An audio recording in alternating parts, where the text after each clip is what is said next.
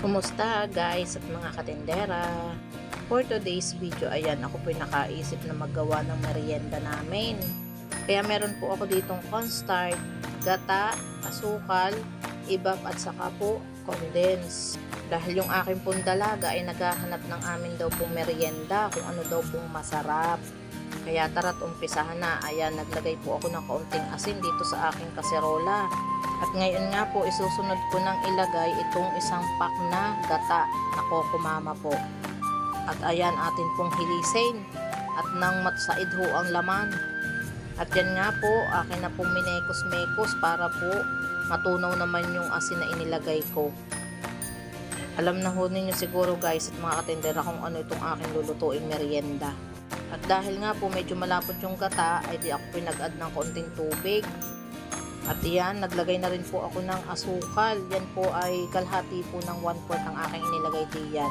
Depende na po sa inyo kung gaano katamis ang gusto ninyong gawin. At iyan, hinalo-halo ko na naman po iyan para naman po matunaw naman yung asukal.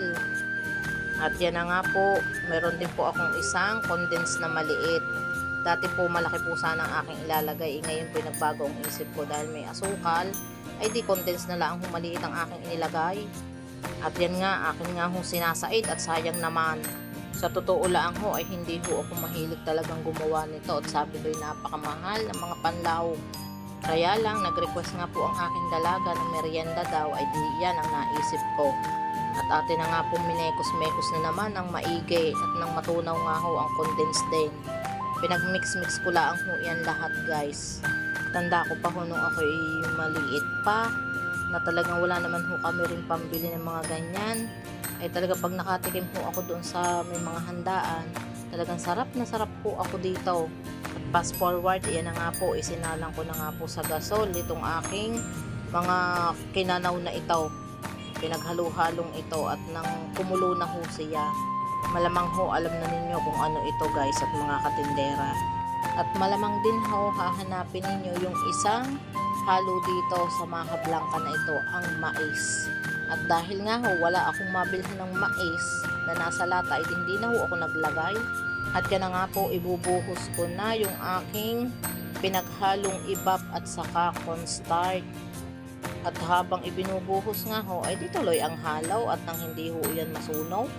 Ito ho yung maha na talagang wala hong ibang halo na kung ano-ano kundi gatas, gata at saka nga po asukal at cornstarch. Dahil tanda ko nga ho noon ay wala naman hong inilalagay kundi gayan laang.